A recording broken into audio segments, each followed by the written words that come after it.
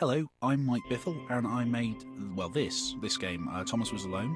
Thank you for buying a copy. That's very kind of you, unless you've pirated it, in which case, please go and buy a copy. It's in sales quite regularly, hopefully. It's weird speaking to you from the past.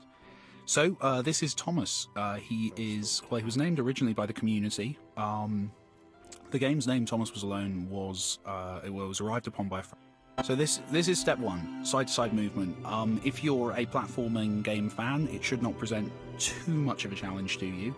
But here it's really just about easing the player into the way the world works. Seeing gravity for the first time, understanding how falling feels, and then actually kind of talking about that in the voiceover to kind of have a bit of fun with it. It's also introducing the idea of a narrated story, and it's introducing Thomas, so we hopefully kind of do quite a few things. Jumping had to be right. It's kind of the main way you interact in this game, obviously. I did a lot of research. I got kind of obsessive about it. It took me, I was still fiddling with the jump physics, I think, about 3 weeks before I launched the game. So it's something that just got fiddled with and fiddled with and fiddled with. It had to feel right. This is a challenging jump, so this is a jump where the player can fail at it.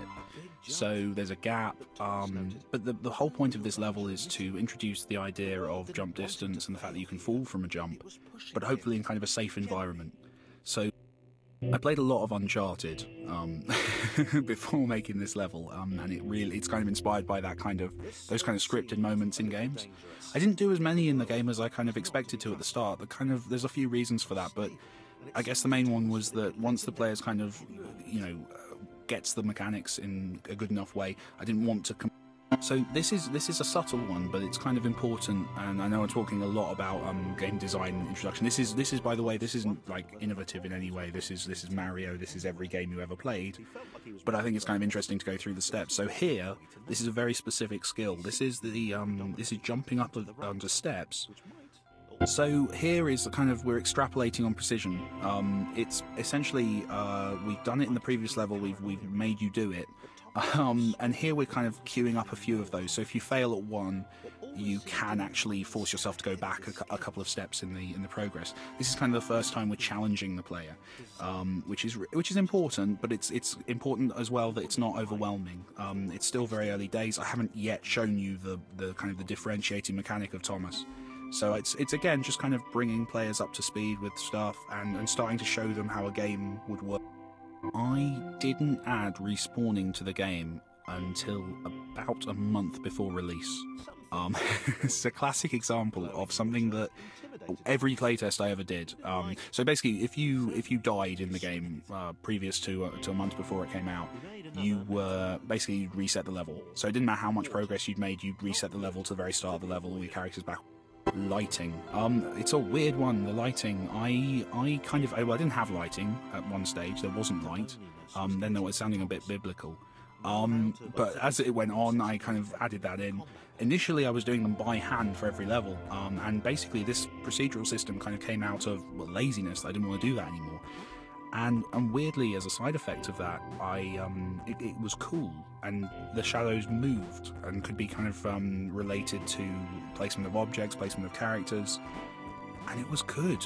It's actually faked because the game was made in free Unity. I didn't have any shadows within the game kind of proper, so what I did was they're kind of stretched rectangle. Okay, so this is the moving platform corridor. This was an attempt to bring in something that's going to become very important in a very short amount of time, the moving platforms. It's really hard to introduce moving platforms because moving platforms move, and that makes them challenging and makes them a kind of a complex interaction. So what the corridor here allows me to do is introduce you to the idea that sometimes the ground moves, but in a way that doesn't actually kind of impact you too much, and won't cause you, hopefully, to get too stressed out.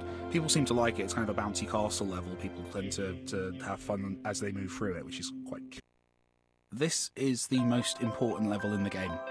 This is the point where I basically get to the point. And arguably, I should have done it a little bit sooner. However, this is where it is, and that's fine. So this is the point where the player has to learn how to switch characters, which is kind of the basis of the entire thing, is this switching between the characters. This is also actually one of the first levels. This is almost identical to the version that was in the original Flash game.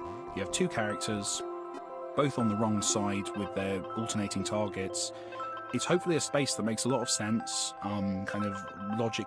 This was a weird little accident, this level, actually. There's, on Thomas on the right there, as you move up, you're moving through trigger boxes. If you don't make games, trigger boxes are basically spaces you jump into or move into, and they cause something in the game to happen. So as you move up as Thomas, you're hitting these trigger boxes which cause the walls to come in.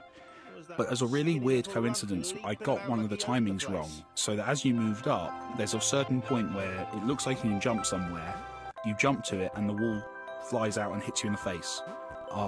It's kind of a funny moment. And I did it, and I thought it was funny, and it felt kind of organic. And I took it to, when I started showing the game to people, it happened to everyone. It's a weird thing that it seems to catch everyone out. Even though there's nothing forcing you into it, 90% of the time people get hit in the face.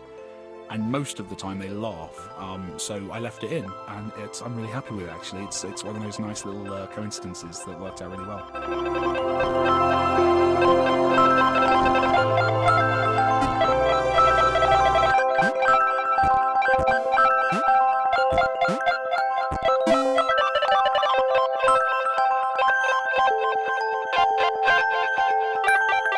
Steps.